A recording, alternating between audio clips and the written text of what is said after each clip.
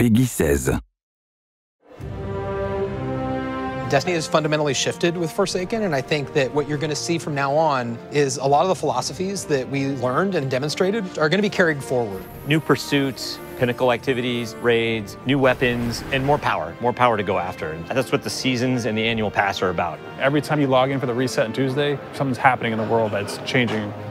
It's going to be like a little advent calendar where you're unwrapping the little gifts underneath the tree, not knowing exactly what's in them.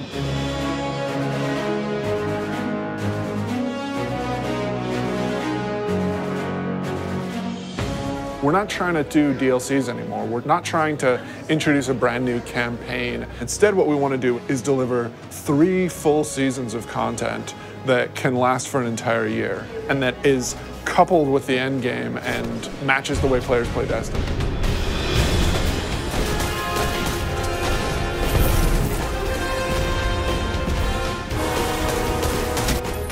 We're taking a really different approach this time around. We're changing that paradigm a lot. We're changing because of the player feedback. We're changing because of the reception to Dreaming City. And we're changing because players want to be able to experience the game, not just in day one feast mode. They want that buffet to last throughout the year and give them the reasons to keep coming back. For Forsaken, the quote was like, it's an end game with a campaign, not a campaign with an end game. And we are definitely like adding to the end game. Seasons are really about having content that is available for all players. It's Iron Banner, Crucible, holiday events. But Annual Pass is about having this additional layer of premium content on top of that. The most exciting Destiny is that kind of unexpected Destiny. That is so cool. They like open up portals. We had secrets in Forsaken, and now we want to do more secrets. But we can't talk about those, otherwise they wouldn't be that anymore.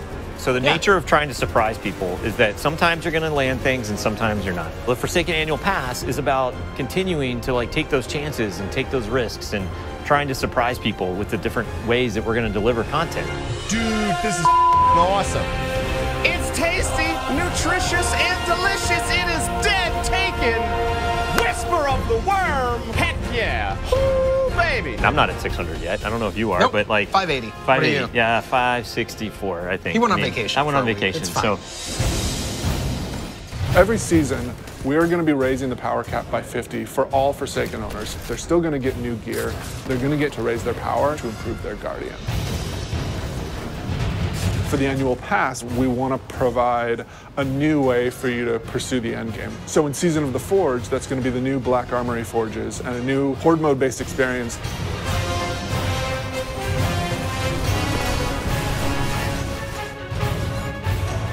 In Joker's Wild, Season of the Drifter, that's going to be new Pinnacle Gambit activities that you can play with your friends.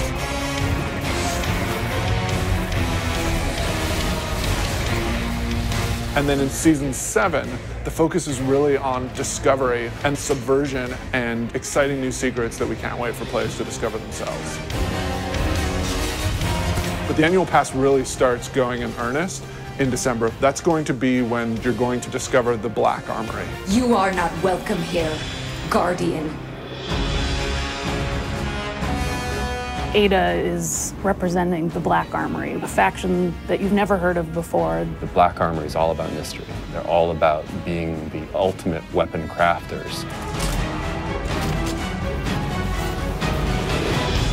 Ada has been keeping the secrets of the Black Armory since the Golden Age, trying to keep them away from Prying eyes of the Vanguard. Keep them away from the prying eyes of the Vanguard. She doesn't really trust Guardians, but some of the secrets have been lost even to her. She needs you to go out into the world and hunt down each forge. Reclaim it, reignite it, and build out the arsenal even further. You will have to push back waves of enemies so that you can actually get your components into the forge and manufacture your weapon yourself. You're the blacksmith, and you are forging those weapons. Yeah. Like sci-fi meets magic. We've heard players asking for matchmaking and activities. This new Forge activity delivers on that. We're trying to address the challenge with like Eslish Protocol and Blind Well, where we know you want to play with people, you want to matchmake with them, and so this is our first step into solving that problem.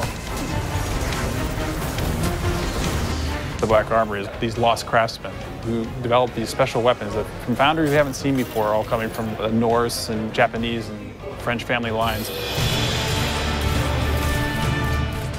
There's 3 families that were involved in the Black Armory. You can definitely feel the theming in those weapons and the backstories and how they came to be and the roles that they perform. Izanagi's burden is the crazy sniper rifle, where you have a magazine of 4 rounds, and if you do the special reload, it actually crams all 4 bullets into a single round that does damage. That is brutal and will like totally compete with Whisper and Sleeper. It's a sniper rifle that can body shot an enemy. That's all I need to say. The bow is from the French family. It's beautiful. It feels a little thorny in the way it plays. If you like Thorn from Destiny 1, you're gonna love this bow. Jotun is the fusion rifle. Goes on your hand. It goes on your hand. It's the arm blaster, as it was affectionately referred to, and it fires a giant fireball slug that will set the ground on fire. And it follows you. And it will, yeah, it will track you down and murder you. It knows where you live.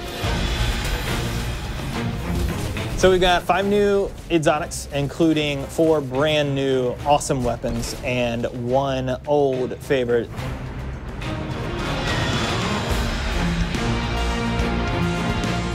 We have new legendaries, including the returning archetype of the machine gun. And then we've got a bunch of new weapon mods for you to configure. And we have new perks that basically you have more options within columns. You have more options within columns. If I had like Rampage and then Dragonfly, I could choose to pick between them. Yeah, you can choose. You can choose. In Black Armory, it's about new weapons, new activities, and doing all the pursuits to get more powerful to go into the raid. We're gonna mix it up. We're gonna go to the city. Like, we've never done anything like that before, and it's awesome. And you drop straight into this old part of the city that you haven't ever been in because it's been off limits. It's about the unexpected. It's got vehicles. It's different in a very refreshing way. It's a throwback to Wrath of the Machine style combat. It's much more focused on high action, high adrenaline. Keep the throttle pegged. That would be my my advice. We really don't want to be a box product that you think of as being on a disc. We want to be a world that evolves and changes over time. Anytime you try something new, it's going to be uncomfortable, it's going to be scary, but we got to forge ahead. Like, the world's changing, games are changing. It's time to set a new course. Yeah. We don't want to play it safe. We want to take risks, and we want to have this annual pass explore some of these areas that we haven't done before. We think that started with Forsaken, and we liked what we did, and we want more of it.